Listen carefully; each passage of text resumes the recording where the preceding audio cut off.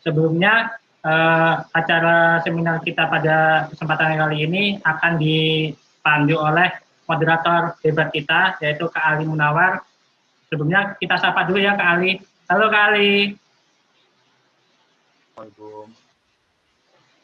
Assalamualaikum Kak Ali. Baik. Sebelum kita mulai acara seminar kita yang selanjutnya, izinkan saya memperkenalkan moderator kita pada kesempatan pada sore hari ini. Beliau adalah Kak Ali Munawar, kelahiran Lampung 15 Februari 1992. Alamat beliau di Sukalerang, Sukabumi, Jawa Barat.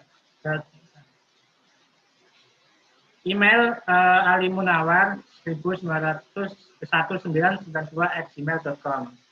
Instagramnya ada @alimunawar. Pendidikan formalnya dari SD 3 Rulung Helok Natar, Lampung Selatan, Madrasah Sanawiyah Darussalam Natar, Lampung Selatan, Madrasah Aliyah Darussalam Natar, Lampung Selatan, dan menempuh pendidikan S1 di Sastra Arab pada Fakultas Sastra Universitas Pajajaran. Pendidikan non formal yang sudah ditempuh oleh Kak Ali Munawar sendiri adalah di Rumah Kepemimpinan tahun 2012 sampai tahun 2014. Untuk kegiatan profesionalnya sendiri, Kak Ali Munawar pernah menjadi guru bahasa Arab di SMP Islam Nurul Fitri Serang, Banten pada tahun 2017. Selanjutnya pada tahun 2019, Kak Ali Munawar juga menjadi seorang investor relation asisten manajer pada PT Bandar Udara Internasional Jawa Barat sejak tahun 2019. Dan tahun 2020 sekarang Kak Ali Munawar sebagai CPNS Badan Pemeriksa Keuangan Republik Indonesia tahun 2020. Baik, untuk kegiatannya sendiri yang lain juga, beliau juga pernah mengikuti Ibnu Battuta Merit Scholarship for Peace and Diplomacy Award Rabat di Maroko tahun 2013. Baik, kita sambut ini dia moderator keren kita yang akan memandu acara seminar kita pada sore hari ini. Kita sambut Kak Ali Munawar. Pada beliau waktu dan tempat saya persilahkan. Sebelumnya Mas Danar, suara saya terdengar dengan jelas?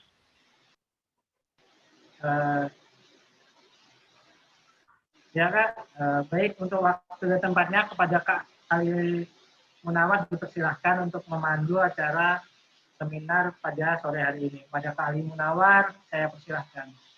Baik, sebelumnya apakah suara saya terdengar dengan jelas, Mas Danar? Halo? Iya Kak. Jelas. Suara saya kedengar jelas? Jelas Pak. Oke, baik, terima kasih. Bismillahirrahmanirrahim. Assalamualaikum warahmatullahi wabarakatuh. Waalaikumsalam warahmatullahi wabarakatuh. Bismillahirrahmanirrahim. Wa bihi nasta'inu ala umuri dunya waddin. Nahmaduhu wa nastaghfiruhu wa na'udzu billahi min syururi anfusina wa min sayyiati a'malina, amma ba'du.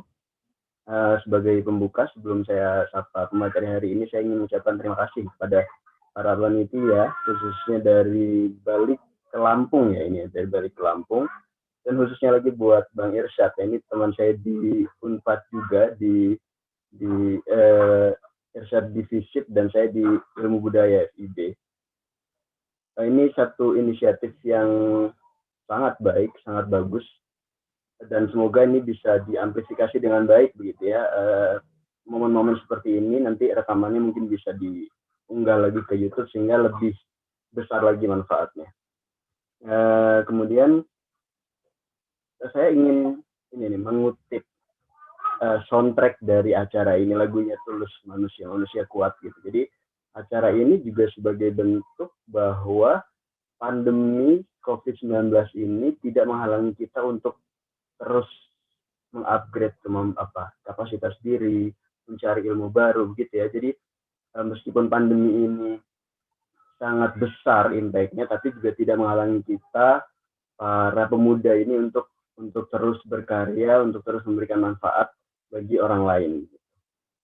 Kemudian hari ini saya akan memandu 2 pemateri, masing-masing waktunya kurang lebih 90 menit. Ini sebenarnya waktu untuk Bang Arif Mulizar sampai jam 4:30 kalau tidak salah, tapi mungkin nanti saya minta agak dipercepat sedikit, mungkin 15 sampai 20 menit karena untuk break salat asar dulu gitu ya.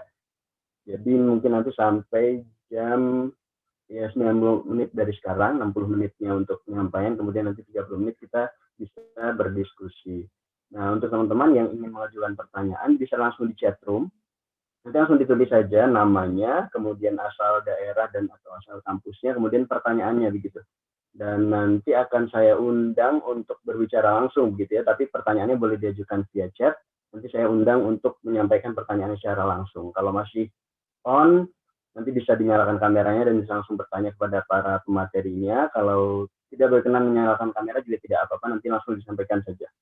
Baik, pemateri hari ini adalah Bang Arif Mulizar. Ini senior saya juga di Unpad. Saya ini sebuah apa ya? Bukan suatu kebetulan ya, saya agak surprise juga ketika diminta jadi moderator, kemudian pematerinya adalah Bang Arif Mulizar. Saya ingat sekali waktu di Sastra Unpad, Bang Arif ini pernah mengisi training jurnalistik di Fakultas Sastra. Mungkin Bang Arif sudah lupa, tapi saya ingat sekali.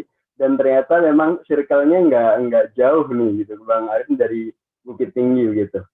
Baik, saya bacakan dulu profil dari Bang Arif ini. Bang Arif ini orang tuanya atau ayahnya hari ini sedang berulang tahun ya. Jadi saya ucapkan selamat ulang tahun juga buat ayahnya Bang Arif. Dan selamat juga atas kelahiran putrinya yang kedua di tanggal 12 Desember kemarin. Semoga semuanya sehat, panjang umur. Baik, sebentar saya coba lihat.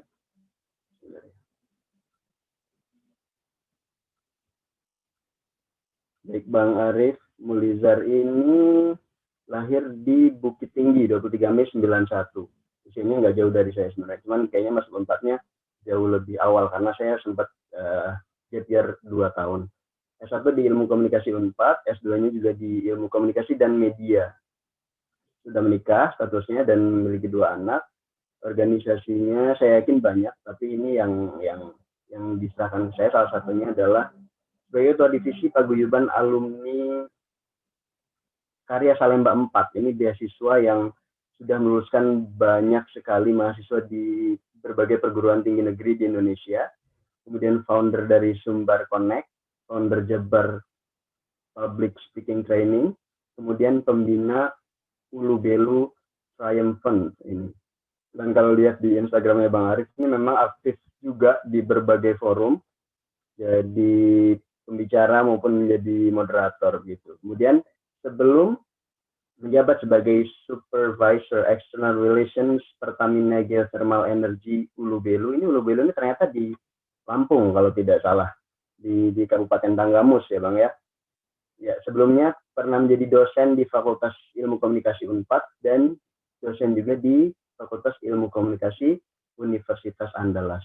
Baik, tidak usah berlama-lama, langsung kita undang pemateri kita. Assalamualaikum Bang Arif. Waalaikumsalam Ali. Apa kabarnya Bang? Alhamdulillah sehat, luar biasa. Baik, langsung saja waktunya kurang lebih 60 menit ya Bang ya. Jadi nanti langsung aja Bang. Nanti pertanyaannya di sesi terakhir saja biar lebih terstruktur gitu. Oke, siap. Terima kasih banyak. Saya izin share screen ya.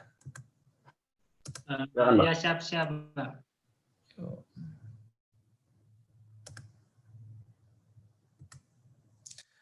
Ya, assalamualaikum warahmatullahi wabarakatuh. Alhamdulillahirrahmanirrahim. Wassalatu wassalamu ala asrafil anbiya'i wal mursalin wa ala alihi wa ashabihi rasulillah ajmain. Saya yang pertama kali saya ucapkan terima kasih sebesar-besarnya kepada panitia karena bagi saya ini sebuah kehormatan ya. Kenapa saya sebut kehormatan? Karena judul acaranya saya lihat tuh Balik Lampung gitu. Sementara saya sadar betul saya bukan orang Lampung, walaupun sekarang KTP saya Lampung ya. KTP saya sekarang Pringsewu karena saya tinggal di Pringsewu, tapi saya bukan asli Lampung. Tapi pas saya lihat sebuah konsep kedaerahan, saya diundang ke sana mengisi di sini, itu saya merasa terhormat banget. Saya merasa, wah, saya harus best perform nih gitu kan. Saya diundang untuk mengisi acara balik ke Lampung, sementara saya bukan orang Lampung. Tapi itu indahnya Bhinneka Tunggal Ika. Terima kasih untuk Irsyad yang menghubungi saya. Benar kata Mas Ali, saya alumni Unpad. Tapi yang namanya itu kita mungkin nggak janjian ya. Saya pernah ngisi mungkin di Mas Ali, tapi saya lupa itu Mas Ali yang akan, saya nggak tahu Mas Ali yang akan jadi moderator hari ini. Tapi alhamdulillah terima kasih banyak teman-teman yang sudah hadir di Zoom kali ini. Terima kasih banyak atas kehadirannya. Semoga kita hari ini bisa ngobrol-ngobrol asik, ngobrol-ngobrol enak tentang suatu hal yang saya yakin percaya semua orang dalam forum ini sudah punya ini, dan tapi kita mau diskusikan mungkin agar dari sisi bagaimana saya sebagai pegawai Pertamina BUMN, salah satu BUMN di Indonesia yang saya yakin betul tidak ada satu orang pun di Zoom ini yang tidak memanfaatkan produk dari BUMN yang tempat saya bekerja ini. Ya, saya yakin betul ya, nggak mungkin nggak ada teman-teman yang naik mobil, naik motor, semua pasti memanfaatkan produk dari Pertamina. Even itu premium, Pertalite, Pertamax, Solar, dan teman-temannya. Tapi sesuai dengan penjelasan dari Mas Ali tadi, saya sekarang bekerja di Pertamina Geothermal Energy, salah satu anak perusahaan Pertamina di Lampung. Jadi teman-teman saya walaupun bukan orang Lampung, tapi saya bangga banget bekerja di Lampung. Kenapa? Karena Lampung ini merupakan salah satu provinsi terbesar dengan potensi panas bumi. Dan Indonesia adalah negara yang potensi panas buminya bisa dibilang 3 besar di dunia. Nah, bayangkan teman-teman berada di provinsi yang sekarang di Lampung ya, di mana provinsi yang di bawah buminya ini terkandung panas bumi yang luar biasa. Sebagai informasi buat teman-teman yang belum tahu, ini saya infokan bahwa 25% listrik di Provinsi Lampung itu disupport atau disuplai dari Ulu Belu Lampung, Ulu Belu Tanggamus. Jadi yang belum pernah ke Tanggamus, saya sarankan untuk main-main ke Ulu Belu. Saya pastikan sekali teman-teman ke Ulu Belu, teman-teman akan lihat indahnya Lampung dari sisi lain. Bukan hanya lihat MBK gitu kan, lihat pantai, coba sesekali lihat gunung. Ya, siang hari ini menjelang sore saya akan bicara tentang komunikasi dan kepemimpinan pemuda. Kenapa pemuda? Karena saya yakin semua di sini muda ya, walaupun mungkin ada yang agak senior sedikit, tapi saya anggap jiwanya masih jiwa muda. Saya mulai dari sebuah gambar yang saya yakin semua orang tahu, yaitu bendera Indonesia merah putih. Kalau kita bicara tentang Indonesia, nggak akan habis 1 hari, 2 hari, 3 hari kita bahas tentang Indonesia. Namun saya akan bahas singkat bahwa beruntungnya kita hidup di Indonesia. Kenapa beruntung? Karena kita hidup di 2 musim. Di mana musim hujan dan musim panas. Saya merasa teman-teman yang sekarang foto atau pakai baju nih, seperti saya pakai baju ini. Ini baju ini bisa kita pakai dari bulan Januari sampai Desember. Kenapa? Karena kita tidak butuh baju musim panas, kita tidak butuh baju musim dingin, karena musim di Indonesia dari Januari sampai Desember ya seperti ini aja, kita bisa menikmati. Sehingga menurut saya kita hidup di Indonesia ini sangat nyaman. Kita tidak tertantang untuk menyiapkan diri mempersiapkan musim dingin, atau menyiapkan desain rumah yang bertahan di musim panas, musim gugur, musim semi seperti itu. Jadi kita beruntung ya hidup di Indonesia. Yang kedua, kenapa kita beruntung di hidup Indonesia? Saya rasa Indonesia masih sebuah negara yang kalau kita lapar, kita masih bisa minta bantuan kepada tetangga kita. Saya baru malam tadi itu ada teman angkatan saya, kakaknya sakit paru-paru TBC. Itu kita semua urunan sampai tadi siang zuhur kita urunan dari seluruh angkatan untuk bantu dia. Itu dari Vkom itu kekumpul hampir 40 juta. Nah, jadi saya merasa Indonesia ini masih kuat banget hal-hal seperti itu karena kita budayanya konteks tinggi. Budayanya basa-basinya masih bagus. Saya yakin untuk teman-teman yang pernah keluar negeri, mungkin kalau seakrab-akrabnya dengan orang di luar negeri, mungkin nggak ada yang ketika kita lewat, singgah dulu, itu nggak ada. Tapi kalau Indonesia itu masih akrab. Singgah dulu yuk, singgah dulu. Walaupun nggak jelas mau singgahnya buat apa, tapi Indonesia itu masih cenderung seperti itu. Masih kita sangat nyaman hidup di Indonesia. Nah, tapi karena kita pemuda, saya mau bicara tentang sebuah pertanyaan yang sering banget saya dapat gitu kan, Indonesia gitu. Mau apa sih kita gitu. Tadi saya dengar materi dari Mas Rizky ya sebelumnya terkait dengan bagaimana bekerja di NGO. Ini sangat menarik ya. Karena sekarang pun saya bekerja di BUMN, bidang pekerjaan saya itu membina masyarakat karena saya di external relation. Nah, tidak mudah memang membentuk nanti bagaimana teman-teman bagaimana cara membangun Indonesia. Kayak saya sekarang nih di Pertamina. Mungkin teman-teman kalau saya ngisi materi biasanya pertanyaannya, Bang, gimana supaya tes Pertamina? Bagaimana tes Pertamina? Lolos Pertamina itu seperti apa? Apa yang harus kita kembangkan agar bisa lolos BUMN? Apakah itu Pertamina, Telkom, PLN, dan lain-lain? Saya yakin benar banyak pertanyaan seperti itu biasanya ya. Tapi hari ini kalau ada pertanyaan seperti itu nggak masalah, tapi saya akan jabarkan sebelumnya. Ketika kita ditanya tebak apa masa depannya anak-anak muda ini, kita juga bingung. Karena kita nggak bisa memastikan. Tapi percayalah kita bisa bantu yang seperti ini agar jadi yang lebih baik. Bagaimana cara kita membantunya? Kita akan belajar dari satu kata dasar yaitu komunikasi. Sering banget kita nih kalau lagi ngobrol atau lagi di sebuah organisasi atau lagi sebuah dalam hubungan kekeluargaan atau pertemanan, ketika terjadi selek, sering banget kita ngomong gini, oh itu miskomunikasi tuh. Oh itu cuman kesalahan komunikasi atau oh itu bisa dikomunikasikan. Sering banget kita dengar gitu. Tanpa kita sadar komunikasi itu apa. Jadi komunikasi itu apa? Kenapa komunikasi sering banget disalahkan? Kenapa seolah-olah komunikasi itu bisa membereskan semua masalah gitu. Saya ambil petikan dari Harold Laswell ya. Dia bilang komunikasi itu who says what in which channel to whom what effect. Sederhananya adalah komunikasi itu ketika seseorang berbicara tentang sesuatu kepada orang lain dengan channel tertentu, dengan efek tertentu. Itu komunikasi. Nah, apapun itu caranya, apapun itu bentuknya, itulah komunikasi.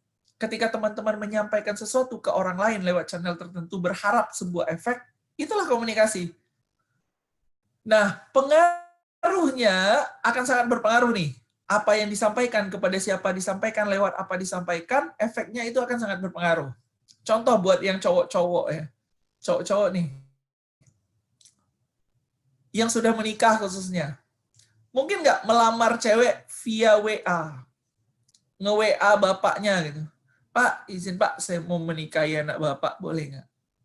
Mungkin secara who says what-nya bagus. Which channel-nya nggak pas. Gagal komunikasinya. Itu yang disebut miskom.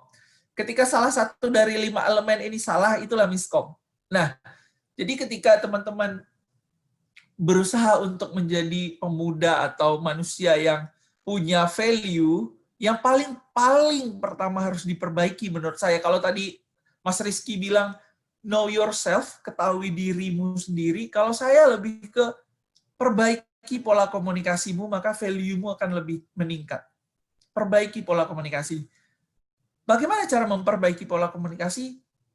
Yang pertama adalah, kamu harus bisa menempatkan dirimu, ngomong apa ke siapa lewat apa. Itu aja.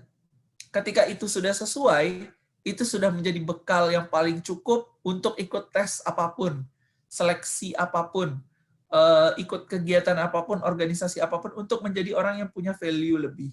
Perbaiki komunikasimu. Salah satu saya kasih contoh, banyak sekali metode komunikasi, tapi yang saya akan berikan contoh ya komunikasi asertif. Apa itu komunikasi asertif? Komunikasi asertif adalah komunikasi yang sifatnya menjaga hubungan. Komunikasi yang baik, walaupun sifatnya membantah. Contoh, misalnya saya, Mas Ali, Mas Danar, misalnya kan lagi dalam sebuah forum. Lalu Mas Ali menawarkan sebuah ide, tapi saya yakin betul bahwa ide dari Mas Ali ini salah. Saya yakin betul bahwa ide Mas Ali ini sudah pernah diterapkan dan tidak berhasil. Orang yang tidak paham dengan komunikasi dan tidak memberikan nilai lebih pada dirinya dari sisi aspek komunikasi, mereka akan lebih cenderung seperti ini. Oh, bentar Li, apa yang lu sampaikan itu nggak bagus, nggak tepat dan pernah gagal, jadi kita nggak setuju kalau itu dipakai. Itu adalah metode komunikasi yang gagal. Itu yang menyebabkan miskom. Ali jadi kecil hati, bisa jadi Ali marah, bisa jadi Ali ngambek, bisa jadi Ali left group dengan kalimat seperti itu. Tapi kalau mereka bisa menggunakan komunikasi yang asertif, contohnya seperti ini. Jadi teman-teman pernah makan sandwich kan roti, sayur, daging, roti gitu. Jadi gunakan komunikasi asertif. Gimana komunikasi asertif? Apa yang dia sampaikan, puji dulu. Puji dulu. Ide Mas Ali bagus sekali. Saya yakin Mas Ali sudah melakukan riset yang matang terkait ini. Namun, pas dengan namun, masukin tuh. Namun Mas, 2 tahun yang lalu kita sudah melakukan percobaan ini dan gagal. Bagaimana mungkin kita melakukannya lagi? Kan udah tuh, jangan berhenti di sana. Lapis 1 kali lagi. Tapi, jika Mas Ali yakin, ayo kita diskusikan lagi. Atau, tapi, nggak tahu nih kalau yang lain. Kalau menurut yang lain sepakat, saya ikut. Nah, itulah yang disebut komunikasi asertif. Jadi dilapis. Jangan sampai kita nih organisator nih, aktivis, pemuda, pegawai, ngomong sama orang, potong kompas, orang salah langsung dibantah, orang posting dikit langsung dibantah. Misalnya ada orang posting, ya Allah, semoga hari ini hamba berhasil interview kerja. Oh, di komen tuh, doa itu ke Allah, bukan di Facebook. Kan nggak tepat. Caranya ya di komen dulu, amin, amin, semoga apa yang kamu inginkan tercapai. Jangan lupa ya doa langsung sama Allah, biar tidak hanya di Facebook, agar Allah mendengarkan dan mengabulkan kembali doamu. Itu komunikasi asertif. Udah bisa belum kita seperti itu? Dalam keseharian kita, udah bisa belum kita mencoba menjadi orang yang asertif seperti itu? Nah, itu menurut saya yang harus kita kembangkan. Pertama ya, dari sisi komunikasi. Komunikasi itu asertif. Nah, yang kedua, salah satu contoh, ini banyak banget jenis komunikasi, tapi saya mau bahas 2 hal yang paling penting aja sebagai calon pemimpin masa depan, pemimpin Lampung, sebagai seorang yang bakal maju jadi orang yang bernilai besar lah, punya value di Lampung gitu. Teman-teman harus punya komunikasi yang persuasif. Apa itu komunikasi persuasif? Gini bos, kalau kita jalan sendiri, mungkin akan sampai, kalau teman-teman pernah nonton film Viking ya, atau teman-teman pernah lihat orang pakai perahu naga, kalau dia jalan sendiri, ngayuh sendiri, mungkin akan sampai. Tapi lama, berarti kita butuh tim, kita butuh rekan. Power Ranger itu berantemnya bareng-bareng. Jadi robot nyatu baru menang lawan monster. Sangat banyak analogi untuk mencocokkan bahwa kita butuh tim. Seperti yang disampaikan pemateri lagi sebelumnya, saya nyimak dari tadi itu, bahwa kita butuh kolaborasi. Nah, bagaimana cara agar kita bisa kolaborasi? Pertama tadi asertif tadi, jadilah orang yang asertif. Kalau kita sudah menjadi orang asertif, orang akan senang sama kita. Ketika dia ajak, oh siapa yang ngajak Bang Arif? Oh ya udah ikut aja, gue ikut aja Rip, apa yang lu mau gitu. Persuasif adalah tingkatan lanjutnya, yaitu mengajak. Bagaimana cara kita menjadi orang persuasif? Ya, komunikasinya gimana? Yuk kita join ini yuk. Atau misalnya saya pernah tuh, salah satu dari aktivis muda di Lampung, waktu itu namanya gerakannya 1000 pohon. Saya yakin betul, namanya Kia, kalau nggak salah Kia, saya yakin betul dia mampu mengajak orang untuk menanam pohon, karena dia punya komunikasi yang persuasif. Ya nggak mungkin kan tiba-tiba ujuk-ujuk orang-orang lagi ngerokok, ngopi, mau diajak nanam pohon, pasti punya komunikasi yang persuasif. Contohnya adalah, yuk kita nanam pohon.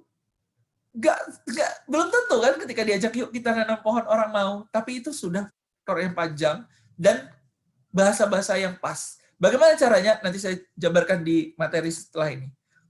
Di materi kepemimpinan. Kalau kita bicara kepemimpinan, saya lihat ada pemateri nanti judulnya kepemimpinan terlahir atau terbentuk. Tapi saya akan jelaskan sedikit tentang kepemimpinan menurut saya. Jadi kepemimpinan itu adalah kemampuan memberikan pengaruh, mengontrol orang lain tanpa ada unsur keterpaksaan. bukan yang sifatnya ketika kita suruh orang nggak mau, tapi kita paksa terus dia mau. Itu namanya tidak kepemimpinan. Dia tidak punya leadership. Dia kemampuan memberikan pengaruh, mengontrol orang tanpa ada unsur paksaan, itulah leadership. Nah, bagaimana menjadi orang yang punya ini? Yang pertama adalah kita harus mampu menyamakan persepsi. Ketika kita bilang A, semua orang bilang A. Ketika kita bilang B, semua orang bilang B. Di perusahaan nantinya akan seperti itu juga. Ketika kalian tes BUMN, teman-teman, ketika teman-teman nih, saya mengalami ya, saya tes interview di BUMN, yang paling penting adalah menyamakan persepsi antara kita dan user yang akan bekerja sama dengan kita, bahwa kita harus meyakinkan dia, nge-lead dia bahwa lu harus terima gua. Kalau lu terima gua, perusahaan ini bakal lebih baik, gitu kan. Atau lu harus terima gua karena dengan gua masuk kita bakal kerja sama enak nih. Nah, itu kesempatan kalian ketika tes pekerjaan apapun ya, nggak hanya BUMN, perusahaan apapun, swasta atau apapun itu. Ketika interview user yang paling kalian pastikan adalah menyamakan persepsi. Bahwa ketika teman-teman punya rasa A, nempel ke si lawan bicara agar dia juga merasakan A. Nah, bagaimana caranya? Teman-teman harus punya kredibilitas. Apa itu kredibilitas? 3 hal.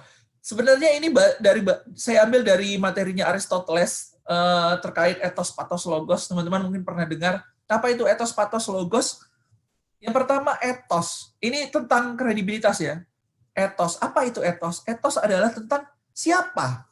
Siapa Anda? Ketika tadi dijelaskan, siapa Ali Munawar? Ali Munawar ini. Siapa Danar Supriyadi? Siapa Muhammad Yusrizal? Misalnya ya. Teman-teman harus tahu dulu nih, siapa saya? Gitu. Itu etos. Etos itu didapatkan dari 2 hal menurut saya ya. Pertama, keunikan, yang kedua spesialis. Kalau teman-teman mau punya etos, teman-teman harus unik dan punya spesialisasi. Maksudnya apa?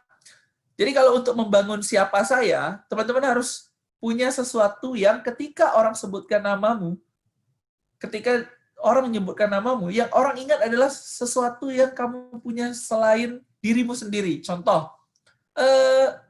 dulu Deddy Corbuzier, itu ketika disebut Deddy Corbuzier, orang akan ingat dia pesulap. Sekarang kalau disebut Deddy Corbuzier, yang orang ingat YouTuber. Raffi Ahmad, YouTuber. Mbak Imo, YouTuber. Iya nggak?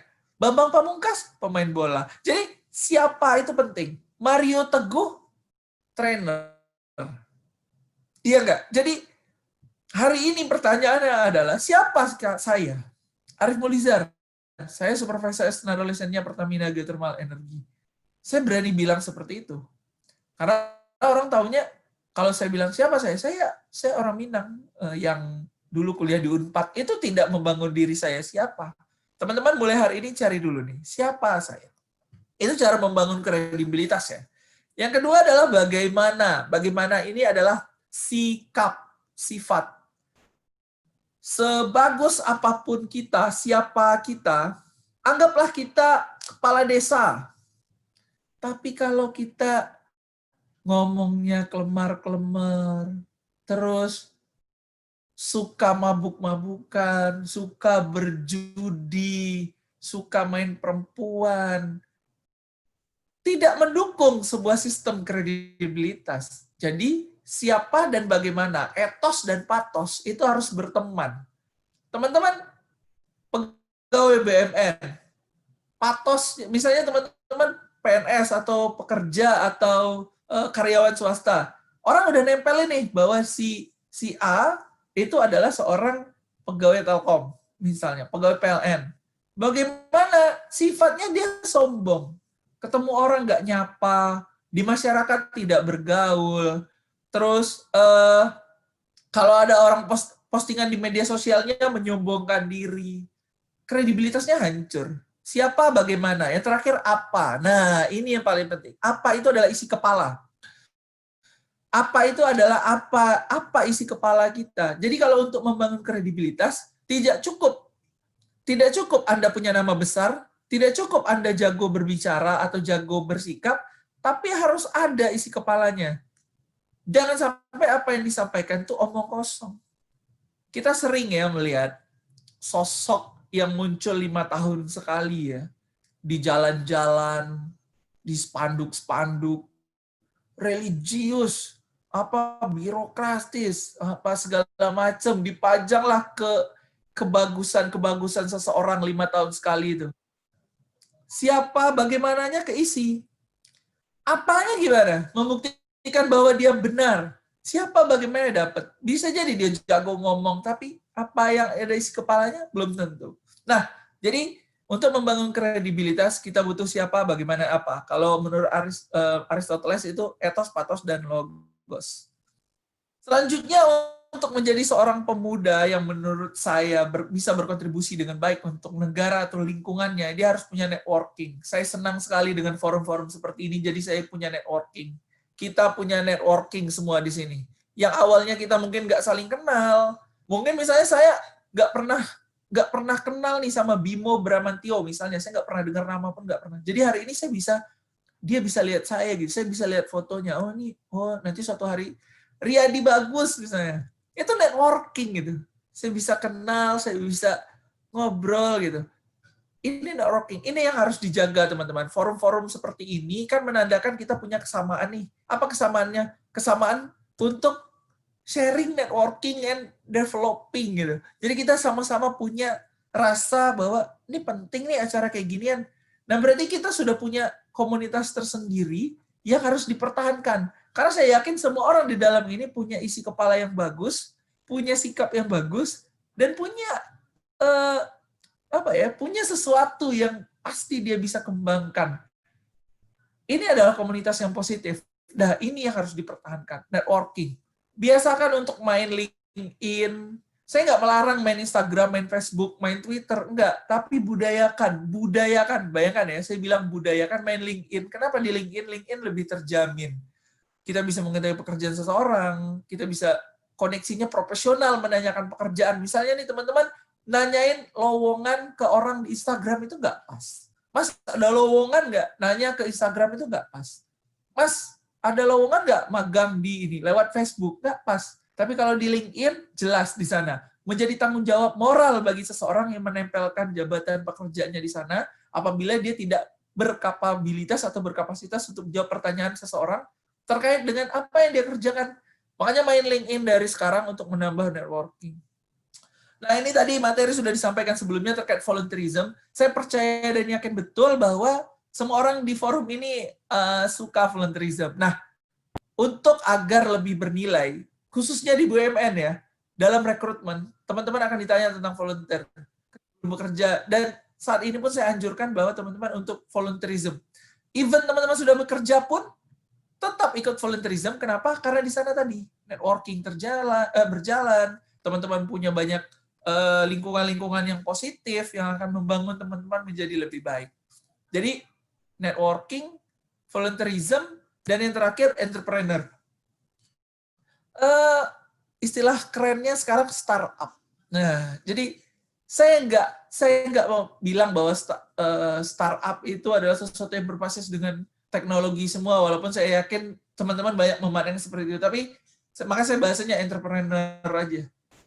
Biasakanlah untuk memulai segala sesuatu sifatnya wirausaha, walaupun kecil, karena itu akan bermanfaat besar bagi teman-teman. Kenapa? Karena entrepreneur tidak melatih teman-teman hanya untuk mencari duit, bukan. Entrepreneur itu melatih teman-teman untuk berpikir sistematis dan strategis.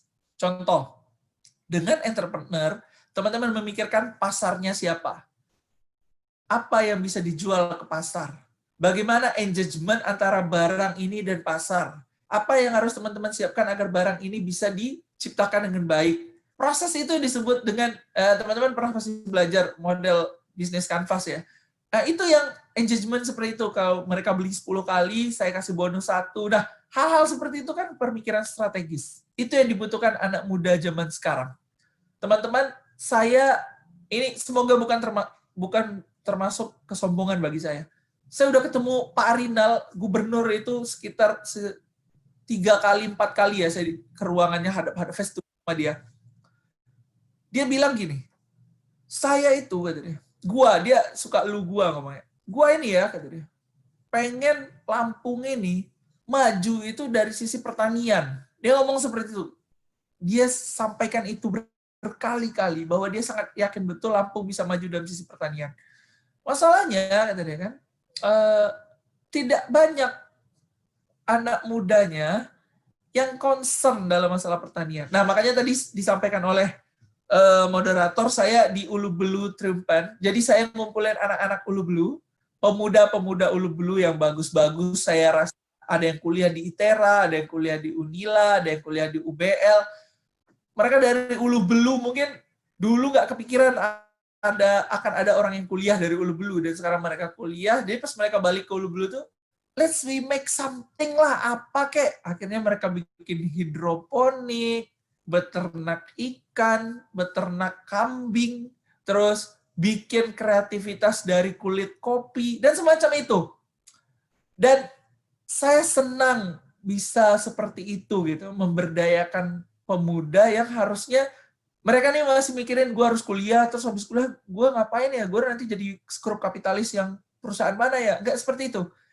Mereka bisa make something untuk daerahnya, dan itu yang saya harapkan buat teman-teman semua. Nggak harus besar, gerakan membuang sampah, teman-teman beli, jangan ragu untuk mengajukan proposal ke saya apabila ada kegiatan atau gerakan teman-teman yang berhubungan dengan lingkungan, berhubungan dengan pembinaan masyarakat, jangan ragu kasih proposalnya ke saya. Teman-teman, memang enak jadi penonton, tapi bagi saya penonton itu biasa. Kalau mau sesuatu yang lebih, jadilah pemain. Seperti yang disampaikan pemateri sebelumnya, mungkin kita bisa, wih kok bisa ya? Mungkin kayak cowok-cowok nih sekarang. Kalau lihat Cristiano Ronaldo gitu kan, Messi, atau yang suka main badminton, ngelihat Minion misalnya kan, jago banget ya, duitnya banyak. Teman-teman hanya bisa menjadi penonton, padahal teman-teman bisa make something seperti mereka dengan berlatih dan lain-lain. Cuman ya, itu menurut saya pemain akan lebih istimewa daripada penonton. Penonton itu hanya orang biasa. Teman-teman jangan jadi penonton. Make something. Walaupun kecil, yang penting teman-teman pemain, bukan penonton. Nggak masalah bikin ikatan remaja masjid bikin lomba MTQ virtual. Salah, itu udah make something yang akan menjadi legacy sampai kapanpun. Terakhir dari saya, sebelum saya tutup materi saya, sebelum kita tanya jawab atau ngobrol-ngobrol, teman-teman pasti pernah makan pisang goreng gitu. Teman-teman pernah makan pisang goreng, teman-teman pernah makan lapis legit. Kenapa pisang goreng lebih murah harganya dibanding lapis legit? Karena pisang goreng bahannya mudah didapat dan bikinnya gampang. Sementara lapis legit bahannya susah, harganya jadi mahal. Bikinnya pun susah. Pelajarannya adalah sesuatu yang akan mahal apabila teman-teman melewatinya dengan tidak mudah, tidak ecek-ecek, tidak biasa-biasa, tidak kaleng-kaleng kalau Miley. Tapi kalau teman-teman berharap sesuatu itu instan, ya akan lebih murah hasilnya. Tidak akan lebih bernilai dibandingkan sesuatu yang dikerjakan dengan bersusah payah, berdarah-darah. Itu saja dari saya, Mas Ali Munawar dan teman-teman. Kita lanjut diskusi. Kalau ada yang mau diobrolkan, lebih kurang mohon maaf. Assalamualaikum warahmatullahi wabarakatuh. Waalaikumsalam warahmatullahi wabarakatuh. Terima kasih banyak Bang Arif atas penyampaiannya. Wah, ini sayang sekali share screen-nya udah ditutup ini Bang Arif. Kalau teman-teman tadi bisa... Ya, boleh. Kalau share screen-nya ada nomor kontaknya, bisa dihubungi Bang Arif. Oke, boleh. Tadi juga sudah ada proposal, ide-ide bagus, boleh diajukan ke Bang Arif. Ini harus maksimalkan potensi ini, teman-teman semuanya. Baik, Bang Arif, karena di chatroom belum ada pertanyaan, mungkin saya membuka dulu pertanyaannya. Boleh.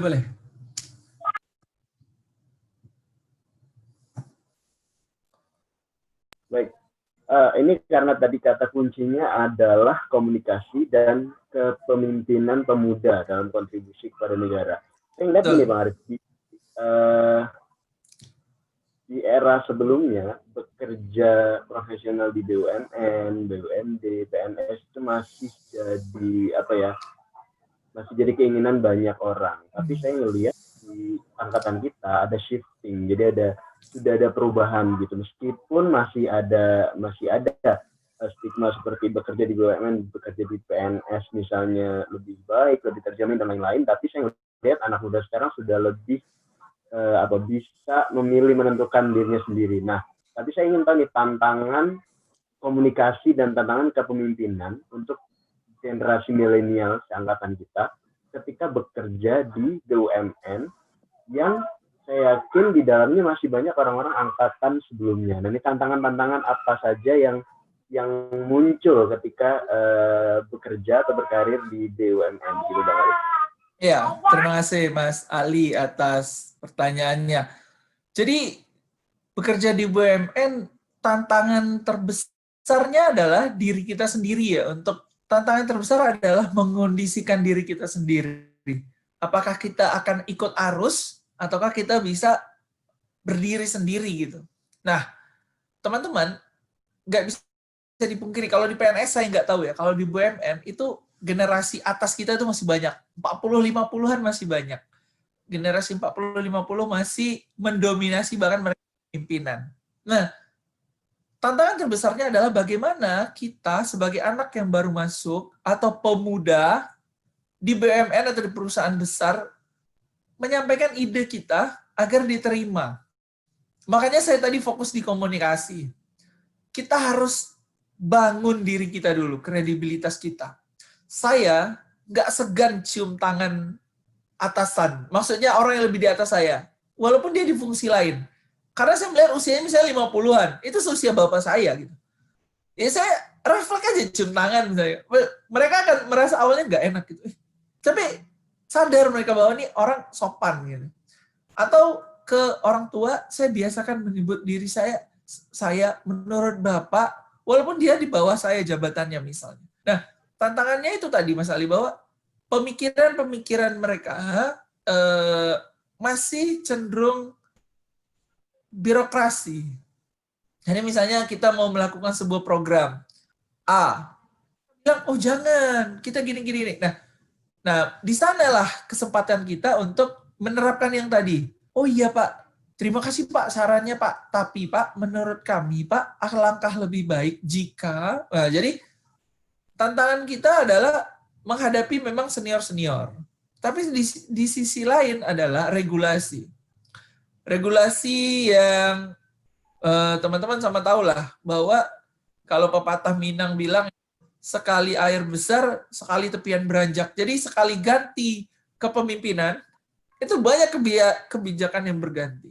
Misalnya, ganti direksi, ganti komisaris, gitu kan. Sama-sama kita tahu nih, kayak contoh terbaru ya, komisaris Pertamina kan baru ya, teman-teman tahu, Pak BTP. Pak BTP itu melakukan sebuah terobosan besar di Pertamina, yaitu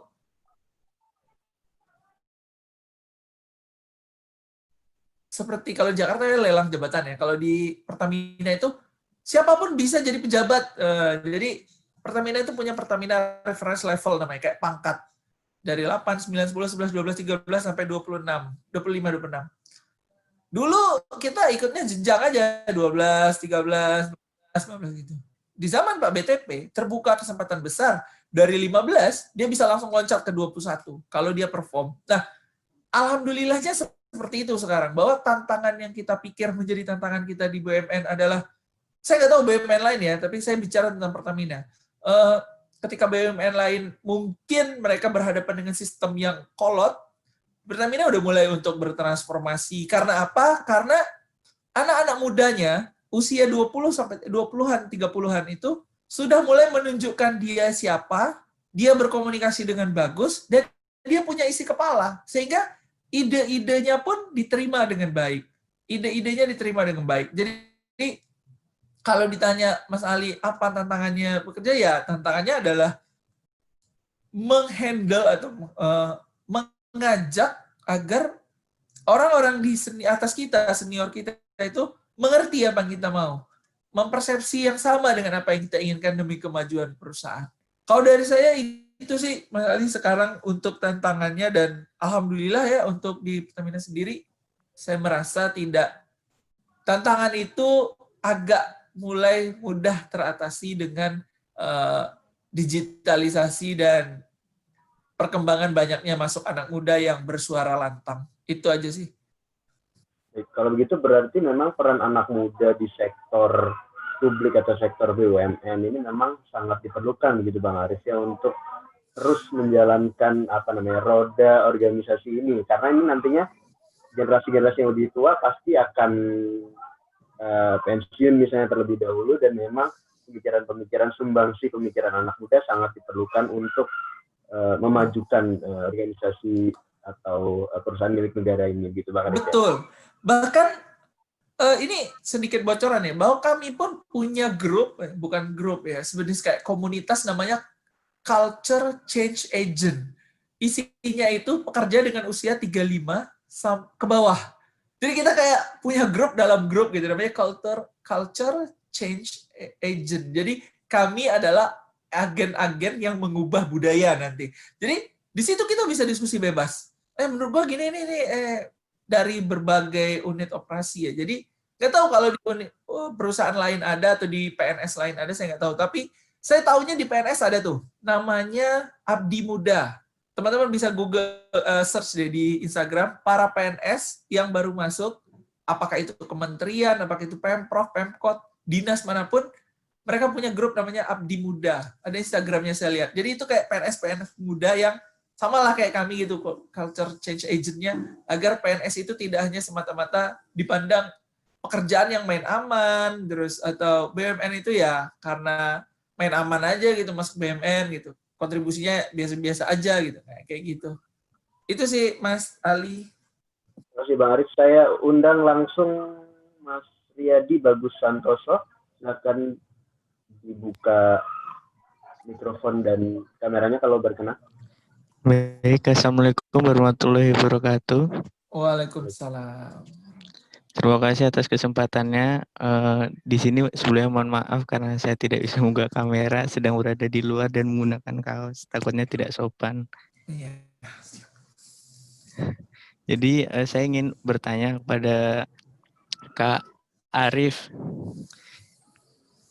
Saya ingin bertanya terkait tentang kira-kira berapa persen sih Kak penerimaan BUMN di tahun ke depan itu, sama apa sih yang perlu diperhatikan saat kita menjalani tes BUMN tersebut?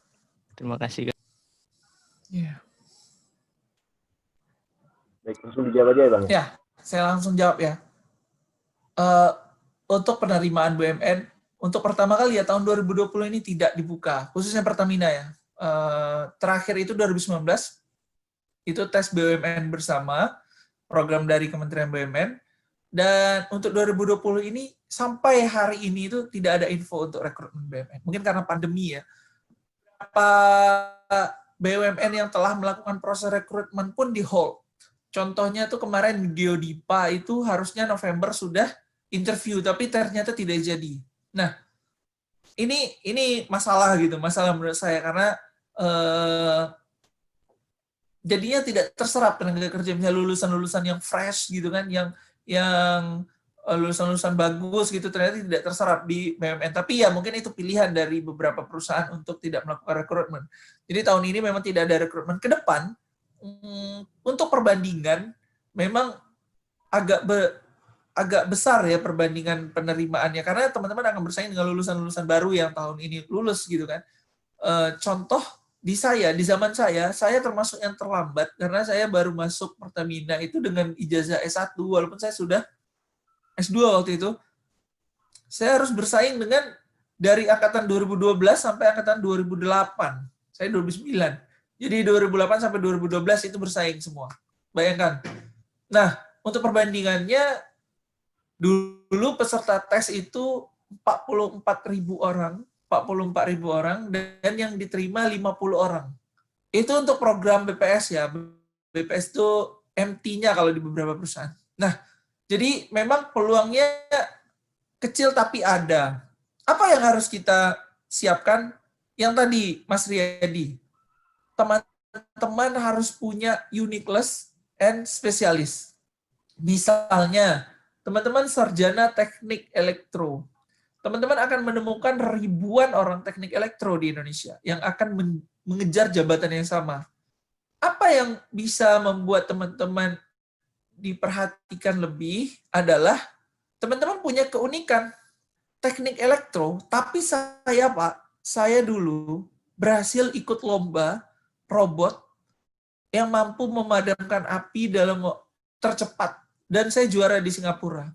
Itu poin unik. Spesialis, teman-teman bilang, saya elektro Pak, saya spesialisasi saya instrumen atau sesuatu yang sifatnya bisa teman-teman pertanggungjawabkan gitu. Itu yang harus teman-teman persiapkan. Misalnya lulusan hukum. Hukum itu akan ada ribuan orang lulusan fakultas hukum, sarjana hukum ketika tes. Tapi apa yang membuat teman-teman beda? Saya paham betul Pak, hukum pidana atau perdata, paham tentang hubungan industrial. Saya pernah ikut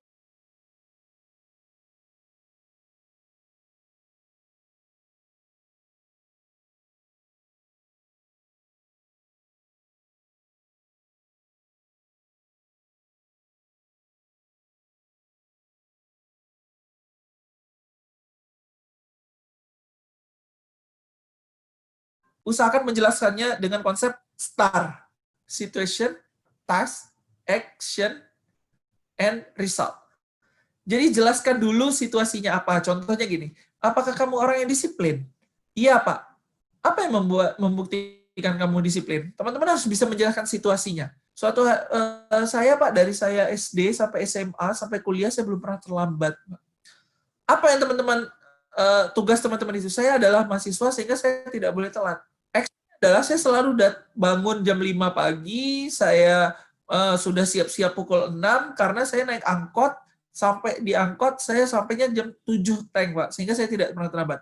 Resultnya, saya selalu mendapat anugerah Pak, atau penghargaan sebagai mahasiswa yang tidak pernah terlambat, atau siswa yang tidak pernah terlambat. Jadi jelaskan dengan 4 konsep. Situasinya apa, tugas teman-teman waktu itu apa, tanggung jawabnya, apa yang teman-teman lakukan, hasilnya seperti apa. Akan menjadi clear ketika teman-teman ditanya pernah menjadi pemimpin sebuah organisasi? Pernah. Pernah bekerja dalam tekanan? Pernah. Coba ceritakan dengan 4 konsep itu. Situasinya apa, tugas teman-teman apa yang teman-teman lakukan, dan hasilnya apa. Itu trik interview agar teman-teman bisa punya nilai lebih dan dipandang beda dibanding sarjana yang lain. Semoga membantu Mas Riyadi. Assalamualaikum. Terima kasih Kak Arif. Mungkin itu aja yang ingin saya tanyakan. Wassalamualaikum warahmatullahi wabarakatuh. Waalaikumsalam. Mas Riyadi, saya undang selanjutnya Mas Reza Afianida dari Unila juga. Tadi Mas Riyadi juga dari Unila. Boleh langsung dibuka mikrofonnya dan kameranya kalau berkenan.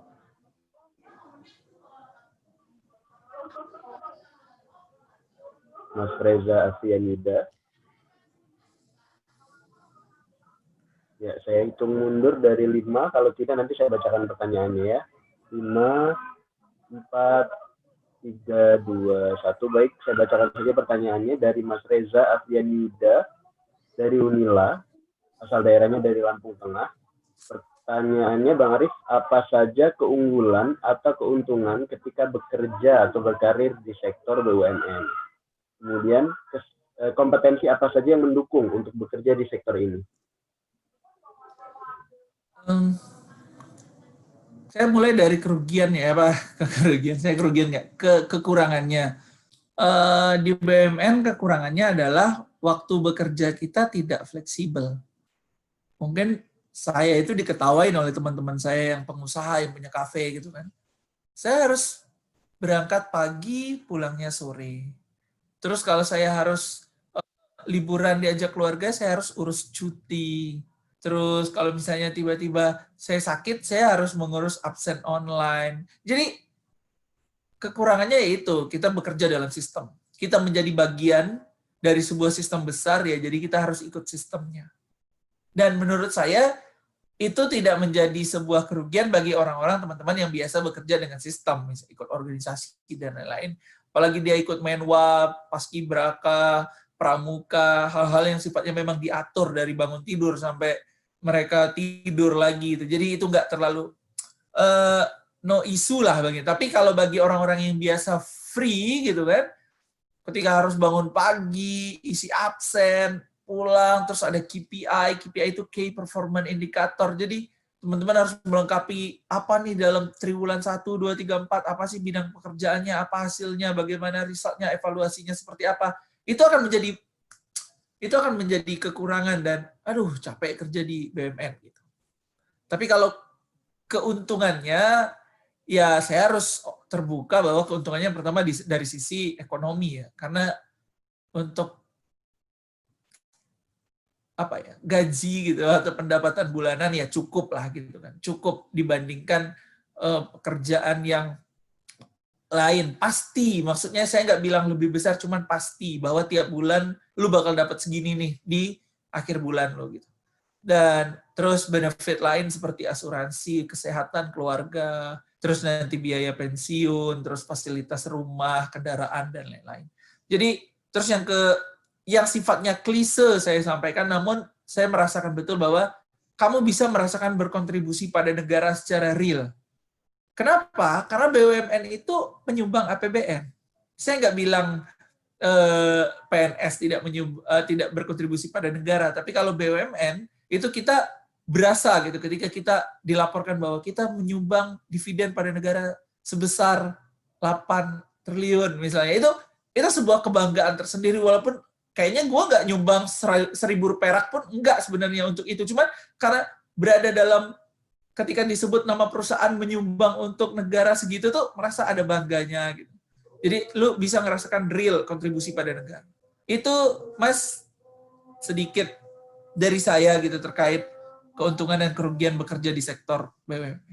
Terima kasih. Baik, Mas Reza Fianida, apakah sudah kembali online? Sepertinya belum. Ini ada Mas Muhammad Yusrizal yang menyalakan kamera. Mungkin ingin bertanya, Mas Yusrizal?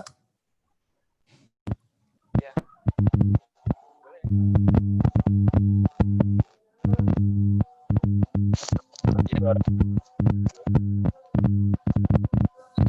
Terdengar suaranya? Ya. Ya. Terima kasih kepada moderator yang sudah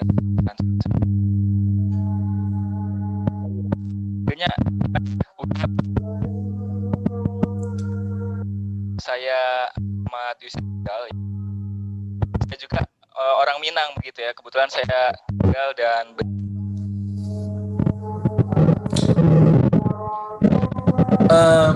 Muhammad, suara Mas Muhammad tidak terdengar. Soalnya jebol tenggelam, Mas.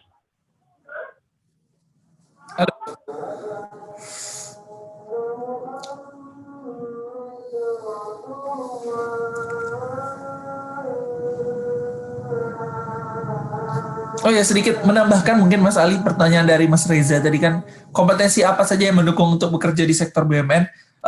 Semua kompetensi sebenarnya Mas, tergantung kebutuhan.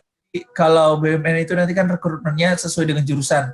Misalnya di list tuh dari mulai ekonomi, akuntansi, geologi, teknik mesin dan segala macam. Jadi kompetensi yang dibutuhkan ya selain soft skills yang tadi seperti dengan kemampuan interview, kemampuan presentasi, kemampuan public speaking, FGD dan lain-lain, bahasa Inggris khususnya gitu kan, potensi akademik dan lain-lain, ya hard skill-nya juga diperlukan, misalnya kayak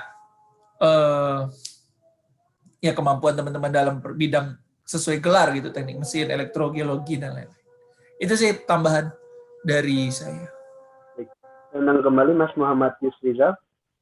Ya, bisa terdengar jelas suara saya? Jelas. Oke, terima kasih kepada Bang Moderator ya, Bang Ali, dan juga kepada Uda Arif ya manggilnya. Ya. Ya kebetulan saya juga dari Minang gitu ya, tapi saya lahir dan besar di Lampung, ibu saya orang Minang.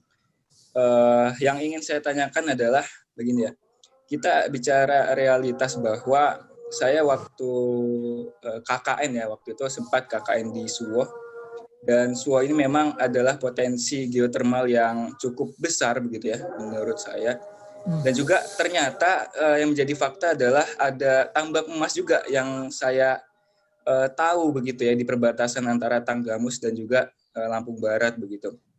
Dan kebetulan saya waktu itu menjadi koordinator kecamatan di sana begitu ya. Dan mungkin yang jadi pertanyaan dari saya adalah dengan potensi yang banyak ya yang di Lampung ini, masih banyak memang ya potensi-potensi baik itu gas alam ya, geotermal dan lain sebagainya belum tereksplorasi ya, mungkin ya, atau belum termanfaatkan dengan baik begitu ya. Itu bagaimana begitu ya bisa seperti itu, dan juga bagaimana peran pemuda ya mungkin ya, ketika kita lihat sekarang mungkin sedikit pemuda yang memang sadar akan pentingnya energi terbarukan ya, apalagi memang yang namanya energi alam ya lama-kelamaan akan habis begitu ya. Bagaimana bisa menyadarkan akan pentingnya energi ini, karena memang jika potensi alam yang kita miliki tidak dimanfaatkan dengan baik, mungkin bisa diambil terus-menerus dengan negara lain begitu ya. Kita yang takutkan begitu. Mungkin bisa diberikan pencerahan begitu ya.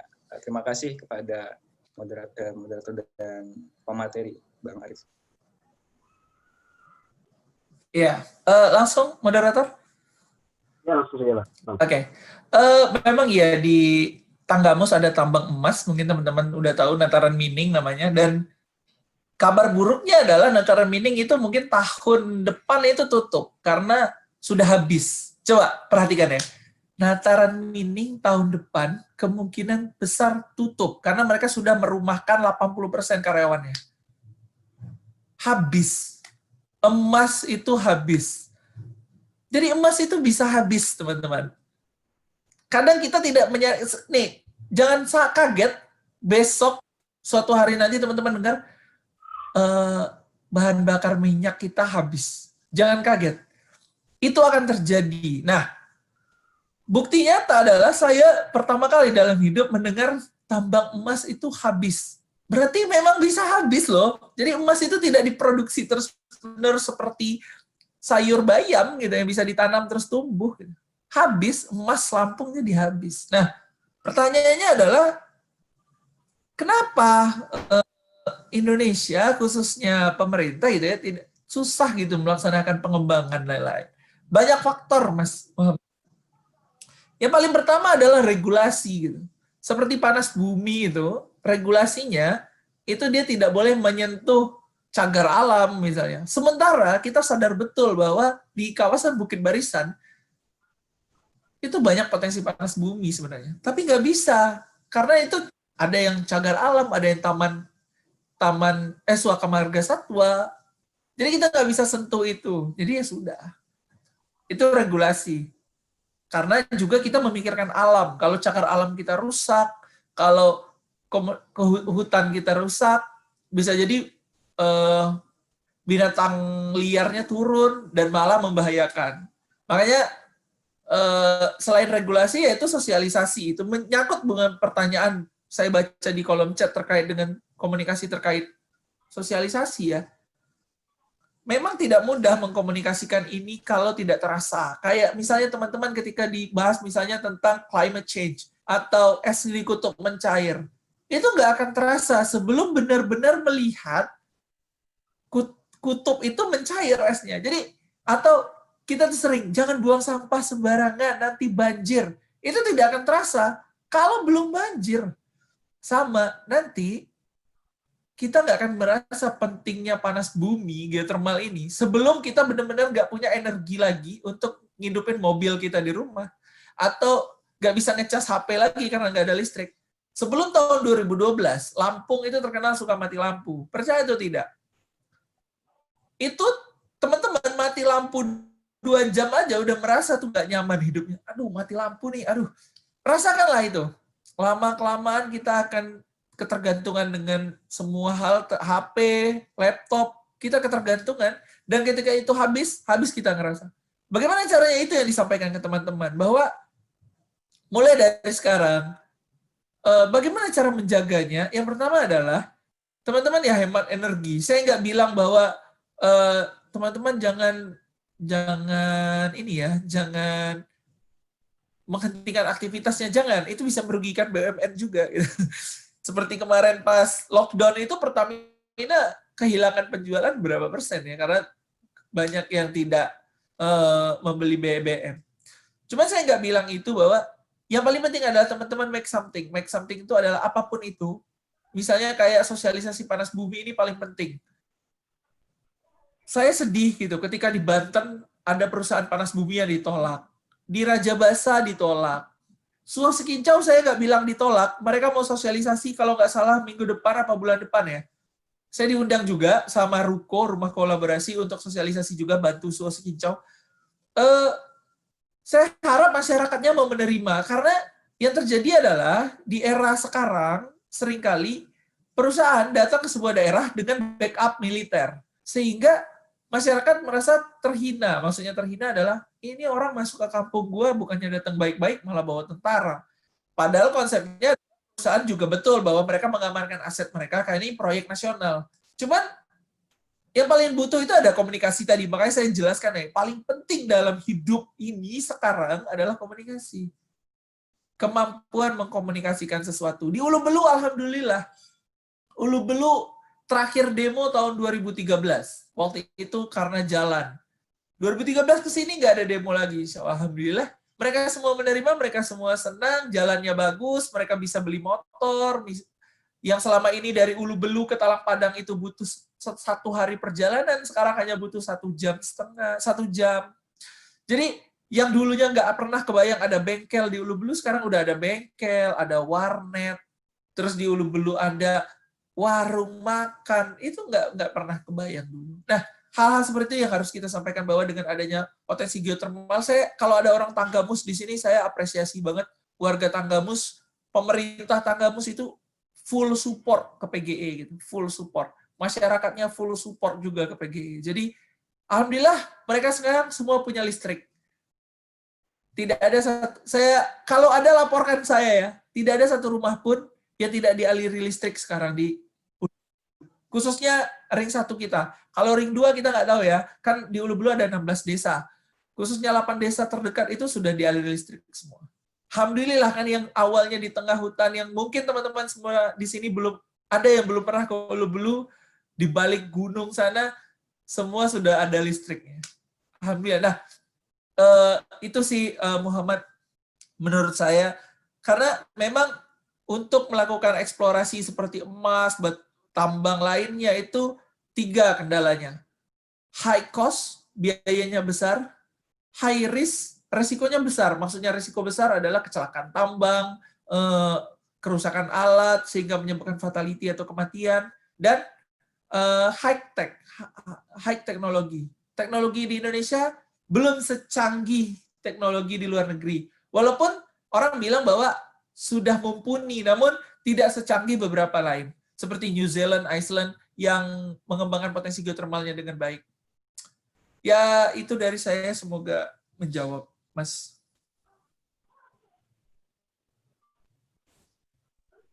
Baik.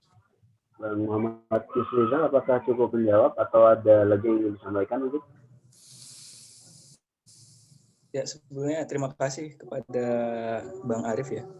Untuk pertanyaan yang kedua mungkin Bang, belum yang terkait dengan bagaimana menyadarkan pemuda akan pentingnya energi terbarukan begitu. Iya, yang paling penting adalah sense-nya sama dulu, Mas Muhammad. Seperti saya sama teman-teman pemuda di Ulu Belu Trimpan, Ulu Belu berjaya kembali ya, maksudnya Trimpan itu. Jadi saya harus menyamakan persepsi dulu dengan pertanyaan sederhana. Kalian mau Ulu Belu kayak gini aja? Itu pertanyaan pertama saya. Mereka kan mahasiswa tuh, tergeraklah mereka. Ya enggak Bang, kami mau Ulu Belu lebih baik. Ya udah, kita bikin apa? Nah, jadi kalau tidak punya sense of belonging, tidak punya sense of crisis, tidak punya sense of creativity, jadi nggak bisa. Yang paling penting itu dibangun itu dulu, Mas Muhammad. Ketika ada pemuda, kita lihat masalahnya apa nih? Masalahnya X, sampah banyak di daerah kita. Atau masalahnya X, listrik susah. Bagaimana caranya? Ternyata di dekat listrik itu ada sungai. Berarti apa yang bisa kita bikin? Mikrohidro. Ayo kita bikin mikrohidro. Gimana caranya? Buka YouTube, bikin sendiri. Nah, jadi kalau kita bicara tentang bagaimana menggerakkan, sama rasa dulu. Persuasif tadi, persuasif. Kamu harus mampu mempersuasi orang. Bahwa, kita itu bisa lakukan sesuatu loh. Kita ini bukan orang biasa. Kita ini bukan manusia biasa. Kita ini harus punya kontribusi lah untuk negara ini. Kita harus punya kontribusi lah untuk daerah kita yang kecil ini. Kenapa saya ambil judulnya negara? Karena ini berkaitan dengan BUMN. Cuman kalau untuk teman-teman, lingkungan terkecil aja. Jadi kalau untuk menyadarkan itu tadi, samakan rasa dulu, Mas Muhammad. Kalau sudah sama rasanya, itu mereka akan sadar sendiri. Nih, lihat, oil and gas itu bentar lagi habis. Kilang-kilang udah banyak. Nih, kayak di Pekanbaru tuh Chevron udah pergi. Lalu kita tuh tinggal dapat sisanya, dikasihlah ke Pertamina. Karena memang sisanya, kita bicara tentang sisa ya. Kalau misalnya teman-teman pernah beli minuman gitu, udah diminum, tersisa kan judulnya. Sisa itu berarti yang sudah hampir habis, yaitu. Karena memang minyak itu akan lama-lama habis. Nah, itulah makanya kami berusaha terus mengembangkan panas bumi, terus solar cell, terus mikrohidro, untuk agar listrik itu, karena kebutuhan utama kita itu listrik. Kalau BBM dan lain-lain, itu nanti mobil akan bisa diganti dengan mobil listrik, dan lain-lain. Itu sih dari saya, karena kebutuhan listrik Indonesia itu masih menggunakan solar, yang menyebabkan kita harus tetap mencari cadangan minyak, batu bara, dan lain-lain. Sementara panas bumi masih sangat sedikit, sementara potensinya kita sangat besar. Ibaratnya Arab Saudi punya minyak, Indonesia itu punya panas bumi. Sayangnya tadi itu 3, high cost, high risk, high teknologi. Itu yang dibutuhkan oleh pemerintah sampai sekarang. Namun, insya Allah, kita selalu mencoba untuk mengembangkan energi panas bumi demi Indonesia yang terang. Terima kasih. Oke, terima kasih Bang Arif Muliza ya atas jawabannya yang. Baik, terima kasih Bang Yusrizal. Ini sebenarnya pertanyaannya sudah dibaca dan sudah dijawab tadi sama Bang Arif, tapi nggak apa-apa saya undang kembali ya Bang, karena masih ada waktu. Muhammad Al-Zaid Ponka dari Tanggamus ini. Ya. Putra daerah Tanggamus. Apakah bergabung bersama kita? Ya, sama saya udah masuk, Mas? Ya. Masuk, Mas. Ya. Assalamualaikum, Bang Arif. Waalaikumsalam. Kenalkan, saya Alza. Terima kasih, Bang. Sebenarnya udah terjawab sih pertanyaan dari saya terkait komunikasi ya kepada masyarakat Ulu Belu khususnya gitu. Karena saya sebagai orang Tanggamus pun sebenarnya cukup impresi dengan adanya kalian PGE gitu. Karena Lampung cukup dikenal sih dengan daerah lain gitu. Karena saya pun saat ini memang kuliah di Jawa, dan mungkin cukup banyak teman-teman saya yang menyinggung masalah geotermal di Lampung seperti itu sih. Jadi sudah cukup terjawab terkait pertanyaan komunikasi ke masyarakat Ulu Belu. Gitu. Cuman kalau saya boleh nanya satu lagi, boleh Mas? Atau lagi? Boleh. Ya. Ini Bang, saya mau nanya terkait PGE Ulu Belu. Nah itu kalau boleh mohon izin nih Bang, kira-kira ada nggak sih Bang peluang bagi mungkin anak-anak Tanggamus khususnya nih bisa berkontribusi di PGE Ulu Belu gitu, mungkin ya kayak mungkin program magang atau mungkin kontrak ke PGE gitu, karena saya cukup impresi dengan perusahaan ini gitu, dan saya rasa juga punya kontribusi cukup besar gitu untuk Tanggamus di PGE ini. Kira-kira ada nggak sih Bang untuk peluang itu? Oke. Kalau magang kita open banget sebenarnya. Setiap tahun itu kita menerima sekitar 10 orang anak magang dari berbagai universitas, mulai dari Unsri, ITB, UI, Unila gitu kan. Banyak, ITERA gitu. Tapi sejak pandemi COVID-19, kami mohon maaf sebesar-besarnya tidak menerima siswa magang gitu, mahasiswa magang. Jangankan mahasiswa ya, siswa juga kita terima dulu magang. Siswa SMK mana, SMA kita terima semua magang karena kita memang open terhadap hal itu. Tapi sejak pandemi, mohon maaf banget Muhammad Al-Zaid, kita tidak buka. Tapi kalau untuk pekerjaan, kita selalu buka. Maksudnya di sini adalah kami di sana, di Ulu Belu sana, tenaga kerja kami yang bukan orang Tanggamus itu cuman 68 orang. Sisanya Tanggamus. Berarti ada 189 orang itu orang Tanggamus, orang sekitar sana. Jadi ya yang orang Pertamina aja doang yang bukan orang Tanggamus atau orang Ulu Belu ya, cuma 65 orang. Sisanya itu semuanya orang ring 1 kita gitu. Maksudnya orang Ulu Belu, orang Tanggamus, sampai Talang Padang, Pring Sewut pun ada gitu. Orang Lampung juga ada.